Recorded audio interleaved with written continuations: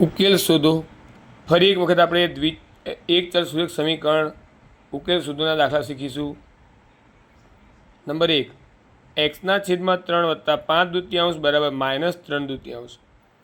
અહીંયા આપણે આ જે ચલ એક્સ વાળું છે એ સિવાયનું જે છે એને આપણે જમણી બાજુથી ડાબી બાજુ લઈ જઈશું. એટલે પ્લસ હોય તો આપણે શું કરીશું, એના માઇનસ. એટલે એક્સના છેદમાં 3 બરાબર -3/2 તેના ત્યાં રહેશે, 5/2 પાછળ જશે એટલે માઇનસ થશે. હવે આપણે જે ચલવાળું એને હાલ કંઈ નહીં કરીએ, એક્સના છેદમાં 3 એમને એમ રાખીશું બરાબર એમને. અહીંયા બંનેના છેદ સમાન છે એટલે લસા આપણે 2 આવશે. એટલે -3 -5. અહીંયા ફરી એક્સના છેદમાં 3 એમને એમ બરાબર એમને એમ માઇનસ માઇનસનો સરવાળો થાય, -3 -5 -8 થશે છેદમાં 2. અહીંયા 2 ચોક 8 એમ ઉડાડી દઈશું. ને 4 જવાબ આવશે માઇનસ. આ ભાગ્યાવાળા 3 અહીંયાથી ભાગ્યામાંથી અહીંયા ગુણ્યામાં આવી જશે એટલે -4 × 3 એટલે એક્સ બરાબર -12. એટલે જે છેદ ચલની નીચે છેદ હોય એવા જે આપણે ઉકેલ શોધવાનો દાખલાની શરૂઆત કરી છે. હવે બીજો દાખલો એવો ને એવો 3/7 વત્તા એક્સ બરાબર 17/7. ચલવાળાને કંઈ નહીં કરીએ, આપણે 3 સપ્તમાંશને આ બાજુ જમણી બાજુથી ડાબી બાજુ લઈશું એટલે માઇનસ થઈ જશે. અહીંયા પણ છેદ સમાન હોવાથી એક જ વાર લખીશું. પછી 17 - 3 ધન ઋણની બાદ બાકી જવાબ આવે 14. અને અહીંયા 7×2 = 14 એટલે એક્સ બરાબર 2. આગળ વધીએ. ત્રીજો દાખલો x/3 વત્તા 1 બરાબર 7/15.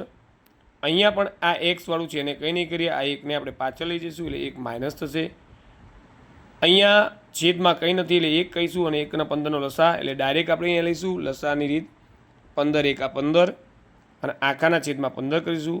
આ આગળ x/3 બરાબર 7 - 15 × 15/15. 7 ધન 15 ઋણ બાદ બાકી થઈ મોટી સંખ્યા નિશાની આવી -8. જવાબ આવ્યો -8/15. અહીંયા ઉડતું નથી એટલે કે અતિ સંક્ષિપ્ત રૂપ થતું નથી એટલે ભાગ્યાવાળા 3 અહીંયા ભાગ્યામાંથી ગુણ્યા લઈશું. કારણ કે આપણે અહીંયા ચલ એક્સની કિંમત શોધવાની એક્સને એકલો કરીશું.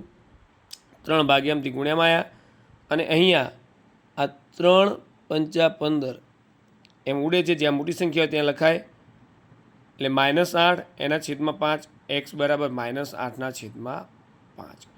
હવે એક છેલ્લો દાખલો આપણે જોઈએ. 15/4 - 7x બરાબર 9. અહીંયાથી આ ચલ સિવાયનું જે 15/4 છે એને જમણી બાજુથી આપણે ક્યાં લઈ જઈશું, ડાબી બાજુ. એટલે ધન હતા એ ઋણ થઈ જશે. પરંતુ એક અહીંયા ખાસ ધ્યાન રાખવાનું કે 7 ઋણ છે એટલે આપણે ઋણ 7x લખીશું.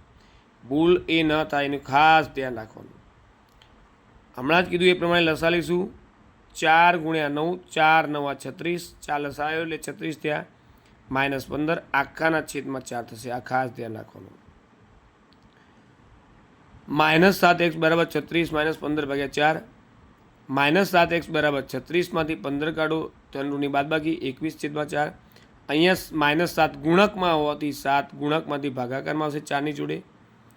અને અહીંયા 7 તરી 21 થશે. જ્યાં મોટી સંખ્યા ત્યાં લખીશું આપણે 3 અને એ ઋણ હોવાથી -3/4 એક્સ બરાબર -3/4. આમ આપણે આ દાખલાનો ઉકેલ મેળવીશું, એક્સની કિંમત મેળવીશું.